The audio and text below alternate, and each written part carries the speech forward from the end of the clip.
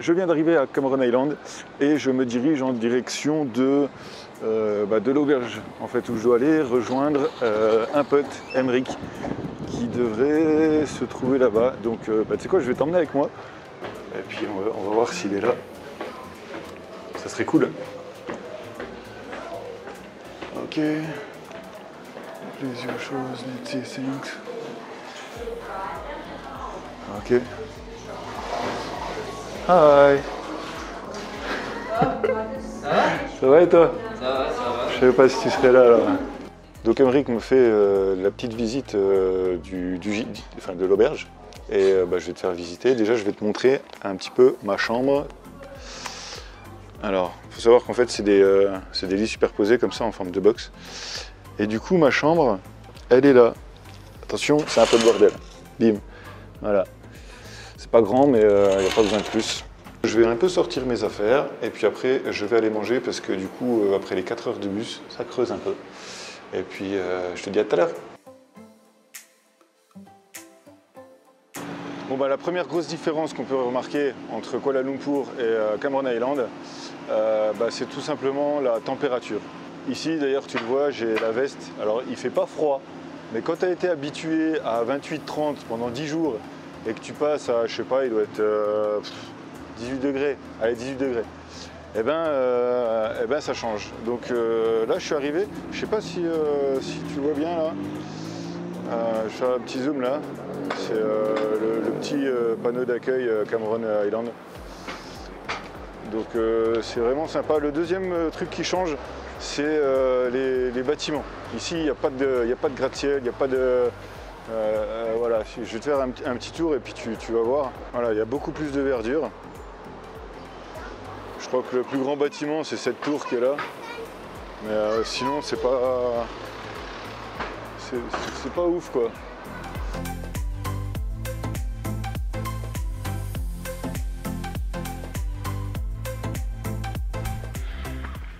Alors, on vient de taper une grosse montée là. On est un petit peu dans le plat sur les hauteurs. Donc le trek départ de Cameron Island. Et puis on se balade pour essayer de voir des endroits un peu sympas. Mais juste le chemin déjà là c'est cool.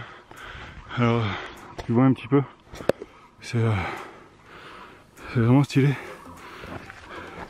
Et Guillaume il marche, il s'arrête jamais, c'est un ouf.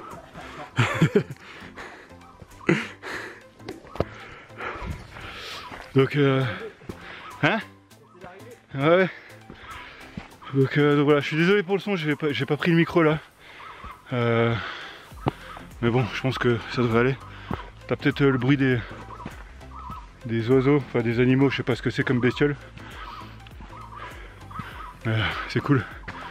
Bon, allez, à tout à l'heure avec des belles images.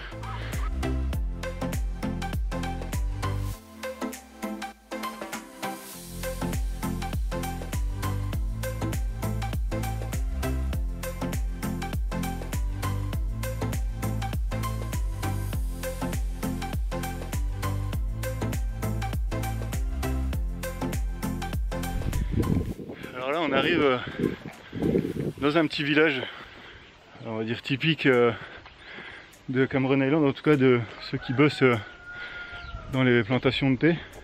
Je t'emmène avec moi pour visiter tout ça. Il y a cette odeur là que tu retrouves aussi, enfin moi c'est ce qui m'avait frappé dans Kuala Lumpur, une espèce d'encens, ouais. J'adore.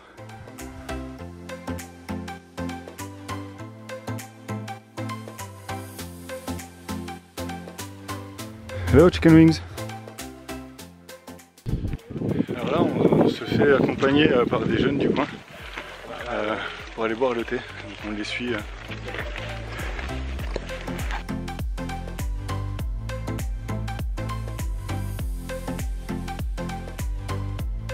Bon a priori on va traverser les parcelles de thé pour aller je sais pas trop où. On suit les jeunes.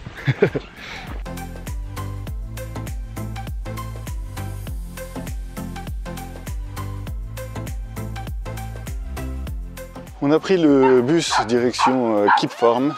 C'est un endroit en fait, où il y a de la culture de fraises. Il y a un marché aux fruits qui est assez grand dans la région.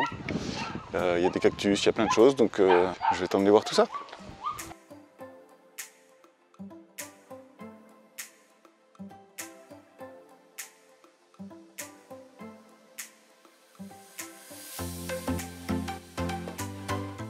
Donc là, on est au plein cœur d'une des plus grosses plantations de fraises. Et c'est un peu comme les rizières, en fait, ils s'adaptent au terrain pour la culture.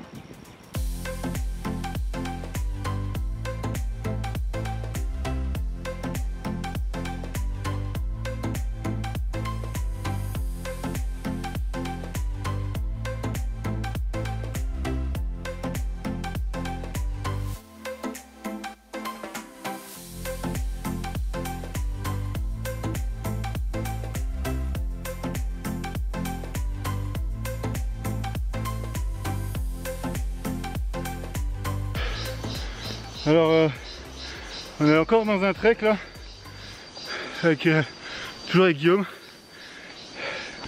et c'est plutôt hard. Donc ça grimpe pas mal. En fait, c'est pas des marches pour monter, c'est des murs.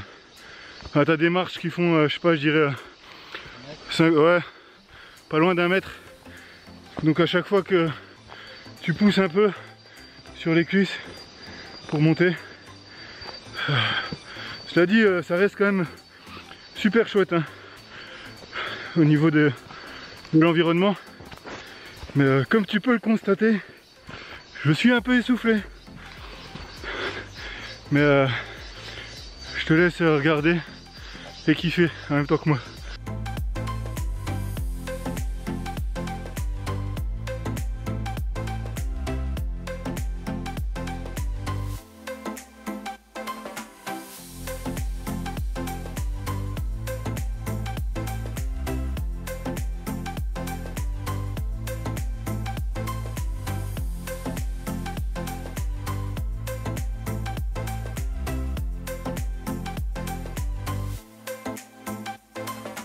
Ok, écoute, là ça fait à peu près 3 heures qu'on marche dans la jungle. On a trouvé un petit refuge qui est spartiate mais qui est plutôt pas mal. Enfin, ça suffit à se poser en tout cas. Et là en fait on a le choix entre plusieurs chemins. Un qui part par là qui est assez rapide, qui nous ramène directement à l'hôtel. Un qui part par là qui va nous emmener une cascade.